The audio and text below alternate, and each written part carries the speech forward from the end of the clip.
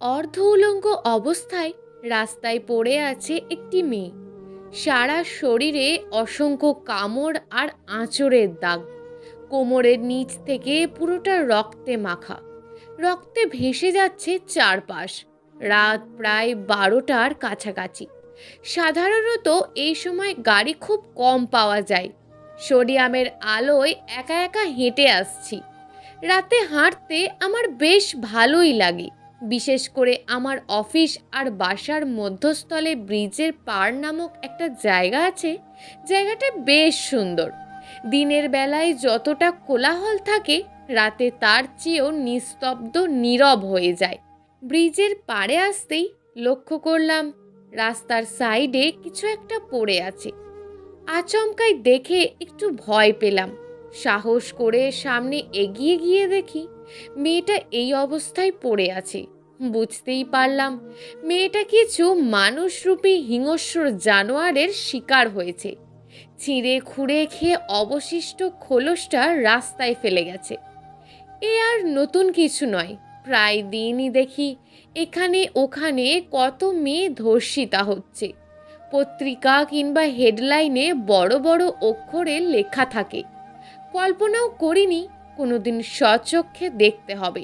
মানুষের মনুষ্যত্ব হারিয়ে গেছে, বিকৃত হয়ে গেছে মস্তিষ্ক, হিংস্র প্রাণীর চাইতেও নিকৃষ্ট। যাগ্গে, সে কথা বলে লাভ নেই কোনো। মেয়েটা অজ্ঞান, তবে দেহে প্রাণ আছে, শ্বাস প্রশ্বাস চলছে। ইমিডিয়েটলি হাসপাতালে নেওয়া দরকার। কিন্তু এত রাতে গাড়ি পাবো কোথায়? তাছাড়া মেয়েটার শরীরে তো কাপড় বলতেও কিছু নেই। পরনের টি শার্টটা খুলে পরিয়ে দিলাম। কয়েকটা গাড়িকে থামিয়ে বললাম মেয়েটাকে হাসপাতাল পর্যন্ত পৌঁছে দিতে, কিন্তু কেউই রাজি হলো না। নিজে বাঁচলে বাপের নাম, কে চায় কার জন্য বিপদে পড়তে? তাছাড়া মেয়েটা ধর্ষিতা, পুলিশ কেস টেস হলে না জানি কোন ঝামেলায় পড়তে হবে কে জানে। হাত জোর করে অনুরোধ করলাম, তাতেও কোনো কাজ হলো না। মেয়েটার অবস্থা ক্রমশই খারাপ হতে চলেছে। এইভাবে রক্তক্ষরণ হতে থাকলে একসময় রক্তশূন্যতায় মারা যাবে। কিন্তু কি করব বুঝে উঠতে পারছি না। আমার আবার মস্তিষ্ক খুবই দুর্বল। এরকম পরিস্থিতিতে পড়লে মাথা একদমই কাজ করে না। বাস্তবতা বড়ই কঠিন। অনেক কষ্টে একটা ভ্যান গাড়ির ব্যবস্থা করলাম। ভ্যানওয়ালা তেমন একজন মানুষ, সুযোগ পেয়ে 1 টাকার ভাড়া 5 টাকায় তুললেন। বিপদ থেকে উদ্ধার হওয়ার জন্য মানুষ কি না করে, সর্বসময় বিলিয়ে দিতেও রাজি। যাগে, দুঃসময়ে পেয়েছি যে এটাও বেশি। চাচাকে নিয়ে মেয়েটাকে ভ্যানে তুলে হাসপাতালে রওনা দিলাম। চোখের সামনে একটা মানুষ মারা যাবে, আমি তা চেয়ে চেয়ে দেখব, তা কখনোই হতে পারে না। যতটুকু সম্ভব চেষ্টা করে যাব। আজ যেন রাস্তাটাও দীর্ঘ হয়ে যাচ্ছে। এই যে বলে না, বিপদের রাত ফুরায় না। একটু পর পর চাচাকে বলছি একটু জোরে চালাতে, কিন্তু যতই এগোচ্ছি ভ্যানের গতি ততই কমে আসছে। ভ্যানওয়ালা চাচা বৃদ্ধ মানুষ, শরীরে শক্তি কতটুকুই বা আছে? এই বয়সে তার ঘরে বসে বিশ্রাম করার কথা, হয়তো পরিস্থিতি বাধ্য করেছে তাকে। কিন্তু আমার কাছে এত সময় নেই। চাচাকে নামিয়ে মেয়েটার পাশে বসিয়ে নিজেই চালাতে শুরু করলাম। জীবনে প্রথম ভ্যান চালাচ্ছি, কষ্ট হচ্ছে খুব, তবে একটু হলেও তো সময় বাঁচবে। এছাড়া আর উপায় নেই যে কোনো। রাত 1:15। অনেক কষ্টে একটা হাসপাতালে এসে পৌঁছালাম। এখনো মেয়েটার রক্তক্ষরণ হচ্ছে, রক্তে ভিজে গেছে ভ্যান গাড়িটা, জ্ঞান ফেরেনি এখনো। ভ্যানওয়ালা চাচাকে নিয়ে মেয়েটাকে এমার্জেন্সিতে নিয়ে গেলাম। ভাড়া মিটিয়ে ভ্যানওয়ালাকে বিদায় দিলাম। মেয়েটাকে ভর্তি করালাম। বিপদ যখন আসে চারিদিক থেকেই আসে, একটার পর একটা। এখানে আর এক সমস্যায় পড়লাম। ডাক্তাররা মেয়েটার চিকিৎসা করছে না। আগে পুলিশের রিপোর্ট করে আসতে হবে, তারপর চিকিৎসা করবে। যেহেতু রেপিং কেসের ব্যাপারে যদি কিছু হয়ে যায় তার দায়ভার কে নেবে? তাই তারা কোনো ঝামেলায় জড়াতে চান না। অনেক করে বুঝিয়ে বললাম এই মুহূর্তে থানা পুলিশ করা সম্ভব নয়, তাছাড়া মেয়েটার অবস্থা খুব সিরিয়াস, আর কিছুক্ষণ এভাবে থাকলে হয়তো মারাও যেতে পারে। আপনারা চিকিৎসা শুরু করেন, তারপর যা যা লাগে আমি সবই করব। কিন্তু ওনারা নাছোড়বান্দা। এরা ডাক্তার নাকি কসাই? চোখের সামনে চিকিৎসার অভাবে একটা মানুষ মারা যাচ্ছে, আর তারা নিজের চিন্তায় ব্যস্ত। মেজাজ তিরিক্ষে উঠে গেছে। এক কথা দুই কথায় ডাক্তারের সাথে ঝগড়া লেগে গেছি। ঠিক এমন সময় কেউ পিছন থেকে বলে উঠল, কি ব্যাপার, আপনারা এখানে ঝগড়া করছেন কেন? আরে আলম, তুমি এখানে? কোনো সমস্যা হয়েছে কি? পিছন ঘুরে তাকাতেই দেখি ডাক্তার মাহবুব হাসান। আমার খুবই পরিচিত, বেশ ভালো মনের একজন মানুষ। ওনাকে পেয়ে মনে একটু ভরসা পেলাম। মাহবুব হাসান ভাইকে সব খুলে বললাম। উনি মেয়েটার অবস্থা থেকে উপস্থিত ডাক্তারদের প্রতি খুবই রাগান্বিত হলেন এবং তাড়াতাড়ি মেয়েটার চিকিৎসা শুরু করতে বলেন। মেয়েটার চিকিৎসা শুরু হয়। আমি আইসিইউর বাইরে দাঁড়িয়ে প্রার্থনা করছি। কিছুক্ষণ পর মাহবুব ভাই বের হয়ে আসলেন, আমাকে ডেকে নিয়ে তার কেবিনে গেলেন। জীবনে অনেক ধর্ষিতা মেয়ের চিকিৎসা করেছি, কিন্তু এত নিষ্ঠুরতা বর্বরতা আর দেখিনি। একে তো মেয়েটা ছিল পবিত্র, তার ওপর মহিলাদের ব্যক্তিগত সমস্যা চলছিল তার। অবিবাহিতা একটা মেয়ের সেই সমস্যার যন্ত্রণা সহ্য করতেই প্রাণ যায়। এমন অবস্থায় কয়েকজন মিলে ধর্ষণ করা হয়েছে। তার গোপনাঙ্গ ছিঁড়ে ক্ষতবিক্ষত হয়ে গেছে। কিভাবে কি করব বুঝে উঠতে পারছি না। কিছুতেই রক্ত বন্ধ হচ্ছে না। মাহবুব ভাইয়ের চোখ ছলছল করছে, ব্যর্থতায় বহিঃপ্রকাশ। আমি মাহবুব ভাইকে বললাম, যে করেই হোক মেয়েটাকে বাঁচাতে হবে। প্রয়োজনে যা যা দরকার তাই করবেন, সব কিছু আমি দেখব। মাহবুব ভাই বললেন, আমরা আমাদের যথাসম্ভব চেষ্টা করছি, বাকিটা সৃষ্টিকর্তার হাতে। এই মুহূর্তে মেয়েটার শরীর প্রায় রক্তশূন্য। ইমিডিয়েটলি ও নেগেটিভ রক্ত দরকার। আমাদের হাসপাতালে নেই। তুমি যে করেই হোক তাড়াতাড়ি রক্তের ব্যবস্থা করো, নইলে মেয়েটাকে বাঁচানো সম্ভব হবে না। রাত 2টো পেরিয়ে গেছে। এত রাতে রক্ত পাবো কোথায়? এ সময় ব্লাড ব্যাংকও তো সব বন্ধ। আমার জানাশোনা তেমন কোনো ডোনারও নেই। তাছাড়া আমার কাছে তেমন টাকাও নেই। কি করব ঠিক বুঝতে পারছি না।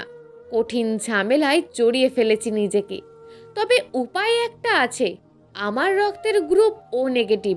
ডাক্তারকে আমার শরীর থেকে রক্ত নিতে বললাম। আমি এমনিতেই খুব পাতলা মানুষ, রুগ্ন ছিলেকোঠা।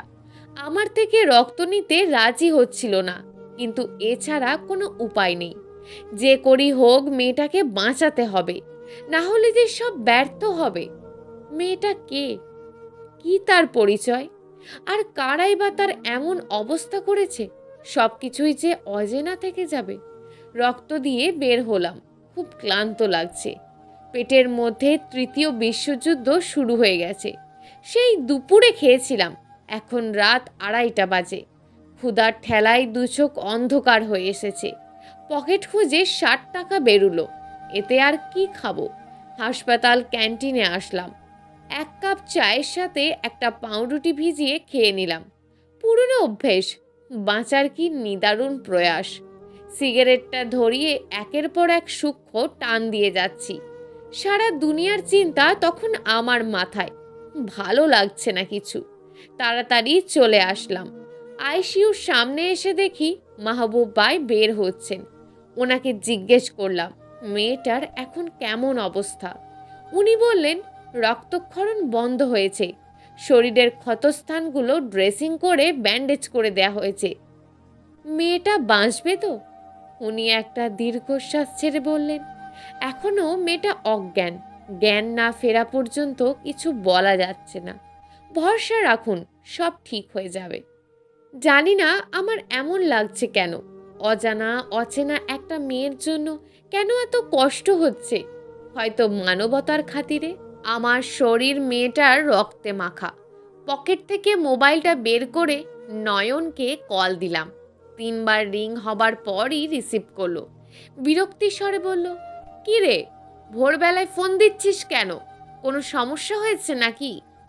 নয়নকে কিছু না বলে শুধু কিছু টাকা আর আমার জন্য কিছু জামা কাপড় তাড়াতাড়ি নিয়ে আসতে বললাম। হাসপাতালের ঠিকানাটা দিয়ে ফোন কেটে দিলাম। কোটিপতি বাবার একমাত্র ছেলে নয়ন। বড়লোকের সন্তান হলেও ওর মধ্যে কোনো হিংসা নেই। মানুষে মানুষে কোনো ভেদাভেদ নেই, সবার সাথেই মিশতে জানে। একদম সাদা মনের মানুষ। নয়নের বাসা এখান থেকে বেশি দূরে না।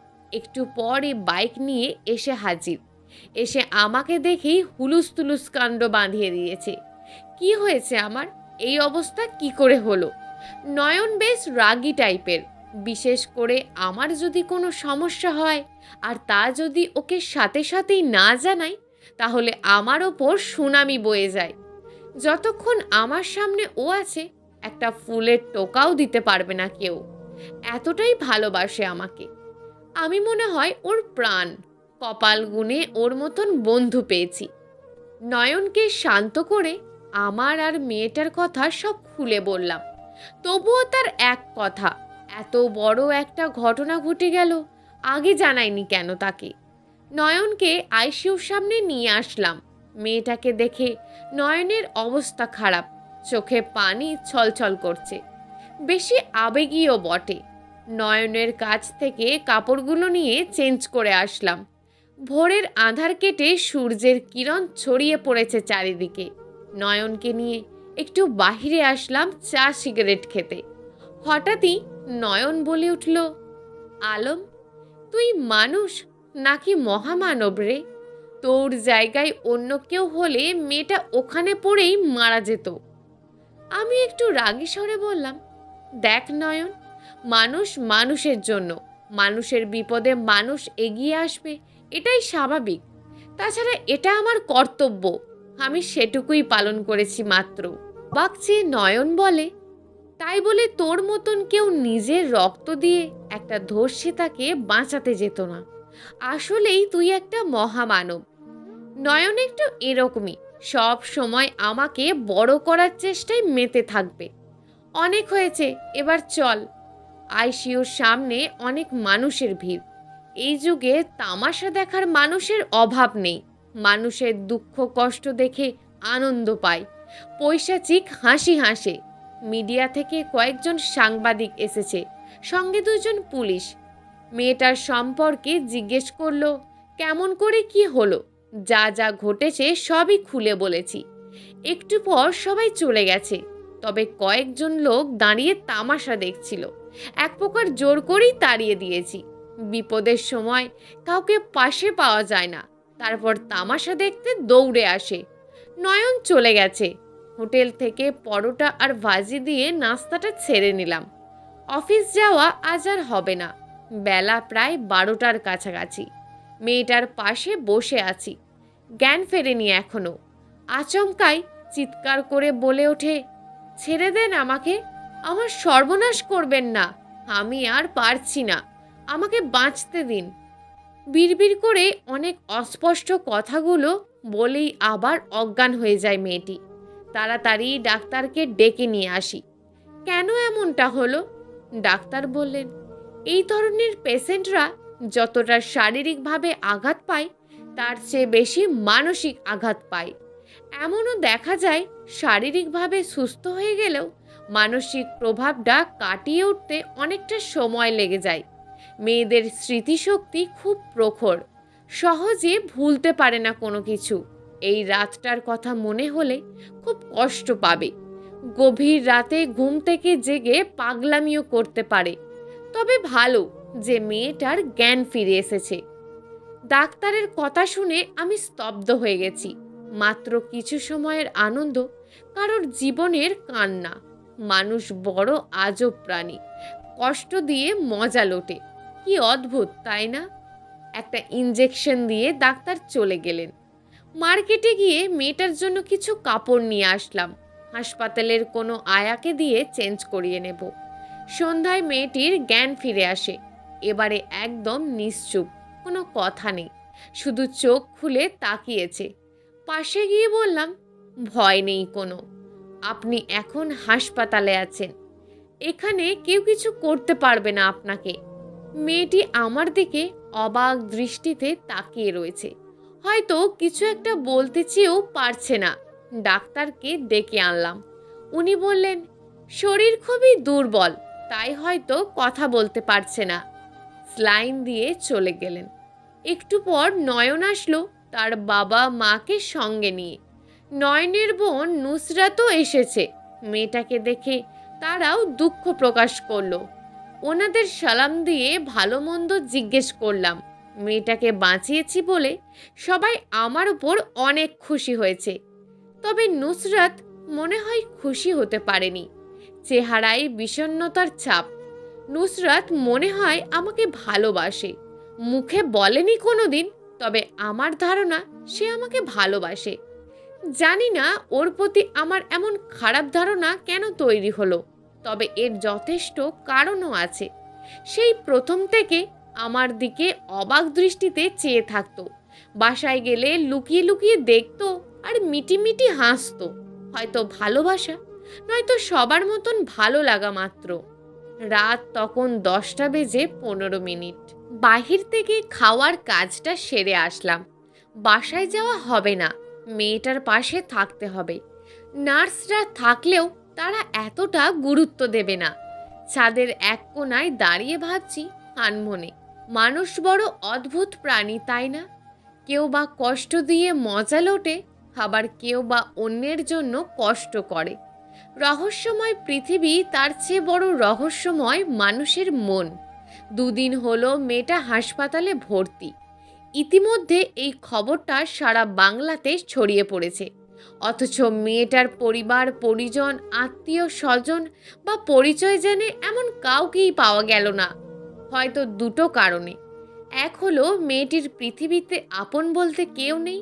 2 হলো ধর্ষিতা হয়েছে বলে সমাজ কলঙ্কের ভয়ে বাবা মা পরিচয় গোপন করেছে।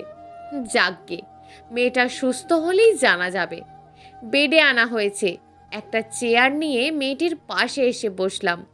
এখনো পর্যন্ত তেমনভাবে দেখা হয়নি। বয়স আনুমানিক 16-17 হবে।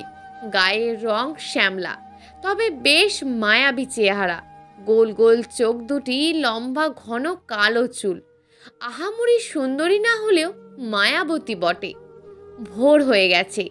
পাখির কিচিমিচির শব্দ শোনা যাচ্ছে। সিটের ওপর 2 হাত দিয়ে মাথা রেখে ঘুমাচ্ছিলাম। তাকিয়ে দেখি মেয়েটি সিটের সাথে হেলান দিয়ে বসে অবাক দৃষ্টিতে চেয়ে আছে আমার দিকে। মেয়েটিকে বললাম, আরে আপনি উঠেছেন কেন? শুয়ে থাকুন, আপনার শরীর খুব দুর্বল। অবাক চেয়ে বলে, আমি ঠিক আছি, কিন্তু আপনি বাসায় না গিয়ে এখানে ঘুমোচ্ছিলেন কেন? আমার জন্য আপনি এত কষ্ট কেন করছেন? মেয়েটির প্রশ্নের জবাব আমার কাছে নেই। আমি নিজেও জানি না। মনকে প্রশ্ন করলাম। মন আমার অনেক প্রশ্নের উত্তর দেয় না। এই প্রথম মেয়েটার কণ্ঠ শুনলাম। মেয়েটা কথা বলতে পারছে, অনেকটাই খুশি খুশি লাগছে। খুশিতে নাচতে ইচ্ছে করছে। হাসপাতাল বলে পারলাম না। খবরটা সবাইকে জানিয়ে দিলাম। ডাক্তার এসে দেখে গেছেন একবার। নয়ন এসেছে, নাস্তা দিয়ে গেল। কৃতজ্ঞতার স্বরূপ বললাম, ভালো করেছিস ভাই, বড্ড খিদে লেগেছিল 2 দিন ধরে। মেয়েটার খাওয়া হয়নি কিছু, স্লাইন চলছিল তাই। কিন্তু এখন তো বন্ধ আছে। বেশ ক্ষুধা লেগেছে মনে হয়, কিন্তু কিভাবে খাবে? ওর হাতে তো ব্যান্ডেজ করা। নিজেই তুলে খাইয়ে দিলাম। অনেক দিন পর কাউকে তুলে খাইয়ে দিলাম। মনে পড়ে গেল ছোট বোনটার কথা। পাগলিটাকে সবসময় তুলে খাইয়ে দিতাম। আমি না খাইয়ে দিলে খেতই না। বড্ড অভিমানী ছিল। অভিমানে চুপটি করে চলে গেছে অনেক দূরে। সে তো দূর, বহু দূর বটে, যেখান থেকে কেউ ফিরে আসতে পারে না। চোখ থেকে 2 ফোঁটা অশ্রু বেরিয়ে পড়ল। আরে, আপনি কাঁদছেন কেন? বাবা মায়ের কথা মনে পড়ছে বুঝি? আপনার নামটাই তো জানা হলো না। নাম পরিচয়টা যদি বলতেন, খবরটা পৌঁছে দিতে পারতাম। স্বর্ণা আক্তার পাখি। সবাই পাখি বলেই ডাকে। পৃথিবীতে আপন বলতে কেউ নেই। 5 বছর বয়সে বাবা মা দুজনেই মারা গেছে। চাচার ঘরে মানুষ হয়েছি। অবহেলায়, অনাদরে। চাচা চাচি দুজনেই খুব স্বার্থপর, লোভী প্রকৃতির মানুষ। বাবা মারা যাওয়ার পরই আমাদের সম্পত্তি যা ছিল সব দখল করে নিয়েছে। এখন সামান্য কিছু টাকার বিনিময়ে আমাকে পতিতালয়ে বিক্রি করে দিতে চেয়েছিলেন। জানতে পেরে কোনো রকমে রাতের অন্ধকারে বাড়ি থেকে পালিয়ে এসেছি। জীবনে কোনোদিন আসিনি অচেনা অজানা জায়গায়। একটা কাজের উদ্দেশ্যে ঘুরতেছিলাম। দুমুঠো খেয়ে বাঁচতে পারলেই হয়। 4টে ছেলে আমাকে রাস্তা থেকে তুলে নিয়ে যায়। একটা ঘরে নিয়ে গিয়ে আমাকে বন্দি করে ফেলে। অনেক কান্নাকাটি করে বলেছিলাম, আমাকে ছেড়ে দিন, আমার সর্বনাশ করবেন না প্লিজ। কিন্তু ওরা আমার কোনো কথাই শোনেনি। হিংস্র জানোয়ারের মতন ঝাঁপিয়ে পড়েছে আমার ওপর। ওরা পৈশাচিক আনন্দে মেতে উঠেছিল। আমার বুক ফাটা আর্তনাদ ওদের কাছে পৌঁছায়নি। যন্ত্রণা সহ্য করতে না পেরে আমি অজ্ঞান হয়ে যাই। তারপর জ্ঞান ফিরে দেখি আমি হাসপাতালে। ছেলেগুলোকে দেখলে চিনতে পারবেন? মেয়েটি বলল, অন্ধকারে তেমনভাবে দেখতে পাইনি, তবে একজনকে দেখলে চিনতে পারবো। গুন্ডা মস্তানদের মতন। নয়নকে দিয়ে থানায় খবর পাঠালাম। এই এলাকার যত বখাটে গুন্ডা মস্তান আছে সবগুলোর লিস্টেই থানায় আছে। না থাকলে খুঁজে বের করবে। সারা বাংলার মানুষ ক্ষেপে আছে যারা মেয়েটাকে ধর্ষণ করেছে, ওদের শাস্তির দাবিতে। বেশি কথা বলতে নিষেধ করেছে ডাক্তার।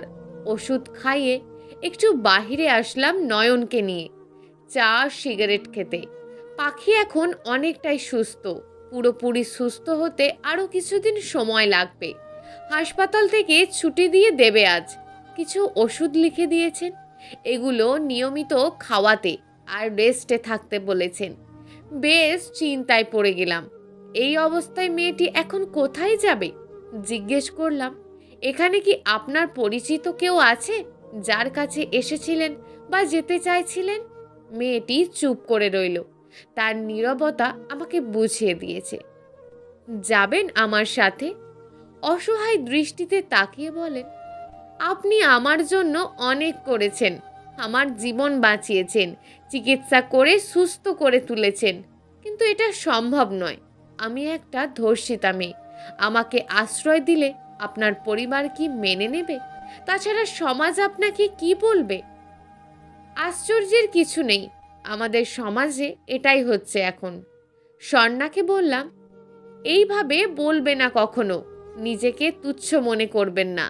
সমাজে ভালো মানুষের সংখ্যা খুবই কম। খারাপ লোকের বাজে কথায় কিছু যায় আসে না। আমিও আপনার মতোই একা। পৃথিবীতে আপন বলতে কেউ নেই। ছিল এক সময়, সবাই চলে গেছে আমাকে ছেড়ে। সব হারিয়ে আবার ফিরে পেয়েছি সব কিছু। পেয়েছি বাবা মা, ভাই বোন, গোটা একটা পরিবার।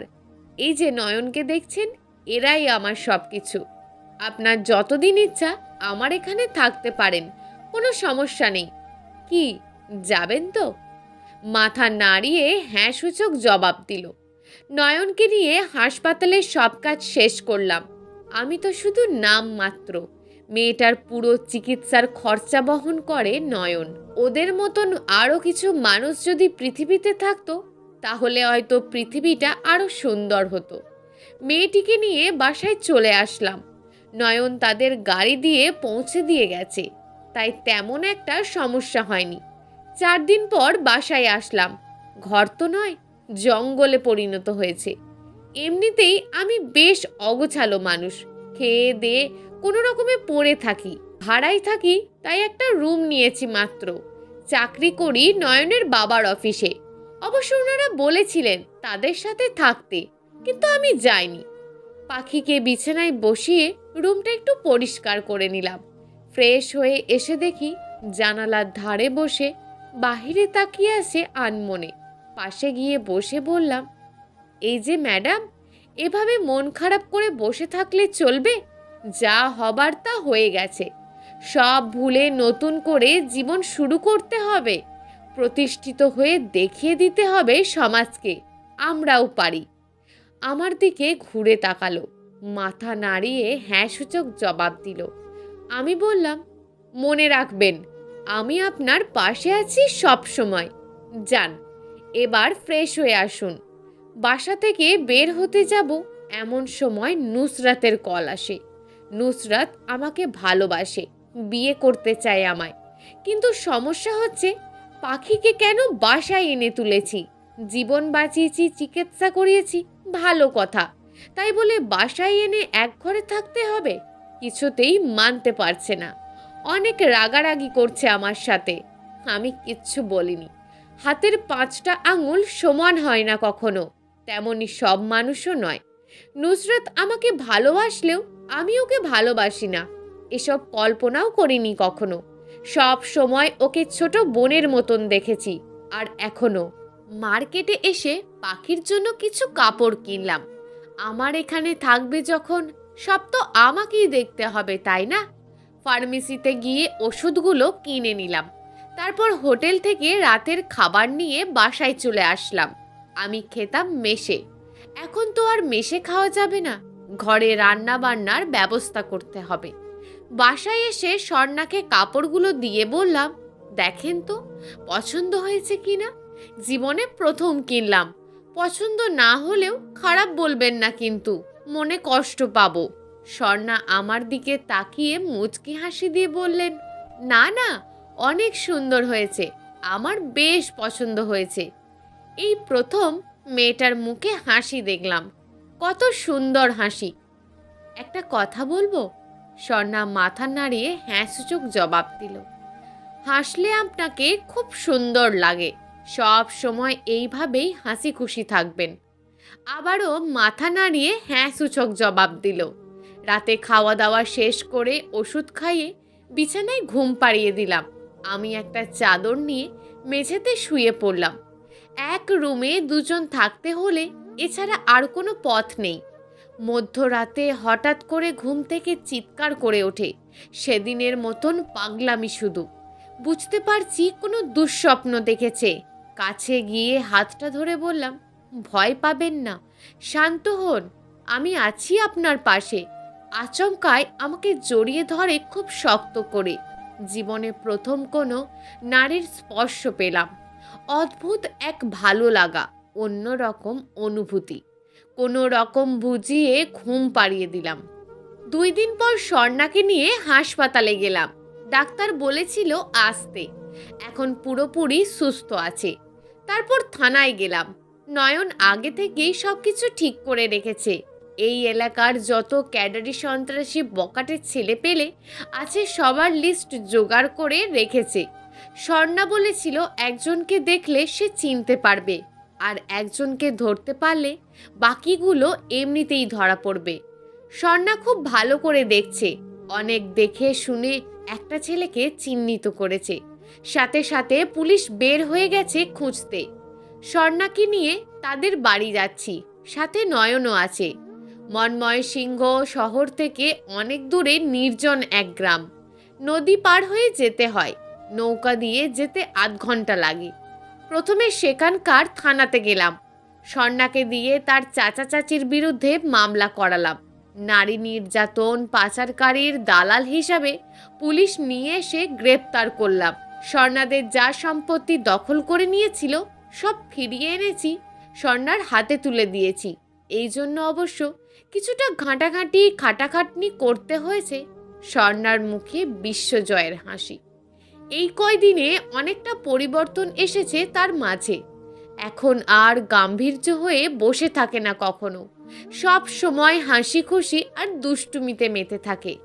আমি জানতাম এরকম মেয়েরা সহানুভূতি আর বন্ধুসুলভ আচরণ পেলে খুব সহজেই নিজেকে স্বাভাবিক করে ফেলতে পারে, সব ভুলে নতুন করে বাঁচতে পারে, সুন্দর একটা জীবন ফিরে পেতে পারে। আমিও এটাই চাই, সব ভুলে নতুন করে বাঁচতে শিখুক, হাসি আনন্দে মেতে থাকুক। হাসলে মেয়েটাকে খুব সুন্দর লাগে, অদ্ভুত এক মায়া রয়েছে, কেমন জানি ডুবিয়ে দেয় আমাকে। দুর্বলতা বেড়েই চলেছে দিন দিন।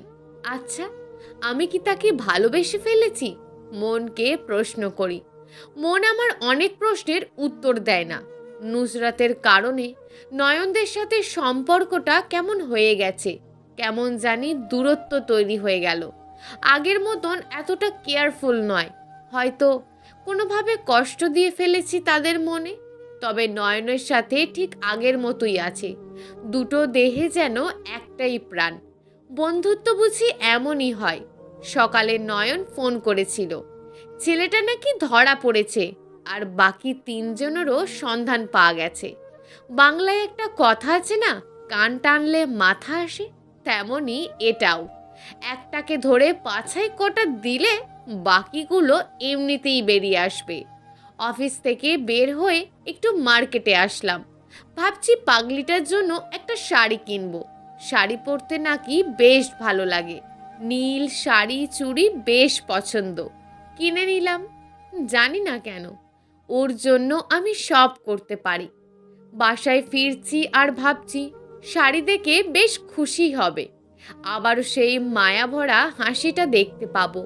আমার মনে হয় মেয়েদের সবচেয়ে সুন্দর হচ্ছে হাসি, আর ছেলেদের কাছে পৃথিবীর সবচেয়ে মূল্যবান মেয়েদের হাসি। বাসায় এসে পাখিকে ডাকছি, কোনো সাড়া শব্দ নেই। সারা বাড়ি খুঁজে দেখলাম, কোথাও নেই। মেয়েটা গেল কোথায়? বেশ চিন্তা হচ্ছে, মনের মধ্যে খচখচ করছে। কোনো কিছু হয়েছে কি? অস্থিরতা বেড়েই চলেছে। হন্য হয়ে খুঁজছি, কোথাও পেলাম না তাকে। সে চলে গেছে। টেবিলের ওপর একটা কাগজ রেখে গেছে। কাগজটায় লেখা হয়েছে, না বলেই চলে যাচ্ছি। জানি কাজটা করা আমার উচিত হয়নি, কিন্তু কি করব বলুন? এছাড়া আর কোনো পথ নেই। আমার জন্য আপনি অনেক করেছেন, জীবন বাঁচিয়েছেন, চিকিৎসা করিয়ে সুস্থ করেছেন, নতুন করে বাঁচতে শিখিয়েছেন ভালোবাসা। আপনার কাছেই শিখেছি ভালোবাসা কাকে বলে। এত কিছুর মধ্যে কখন যে আপনাকে ভালোবেসে ফেলেছি নিজেও জানি না। অনেক স্বপ্ন দেখেও ফেলেছি, আপনাকে বলতে চেয়েও পারিনি। কিভাবে বলবো? কোন মুখে বলবো? কি আছে আমার? আমি যে এক ধর্ষিতা নারী। আমাদের প্রতি সহানুভূতি হয়, ভালোবাসা হয় না। আমাদের কোনো ঘর সংসার হতে পারে না। ভালোবাসা আমাদের জন্য অপরাধ। কিন্তু যখনই আপনাকে দেখি সব কিছু ভুলে যাই। আপনার কাছে যেতে, স্পর্শ পেতে পাগল পাড়া হয়ে যায়। তাই তো আপনার কাছ থেকে চলে আসতে বাধ্য হয়েছি। জানি চরম অপরাধ করেছি আমি, তবুও বলছি ক্ষমা করে দেবেন আমাকে। জানি না এখন আমি কোথায় যাব, শুধু জানি আমি এক নির্হারা পাখি। বন্ধুরা, গল্পটি কেমন লাগলো তা অবশ্যই নিচে কমেন্ট করে জানাতে ভুলবেন না। আর যদি আপনাদের গল্পটি ভালো লেগে থাকে তাহলে একটি লাইক করে চ্যানেলটিকে সাবস্ক্রাইব করে রাখুন এই ধরনের নিত্য নতুন গল্পগুলি শোনার জন্য।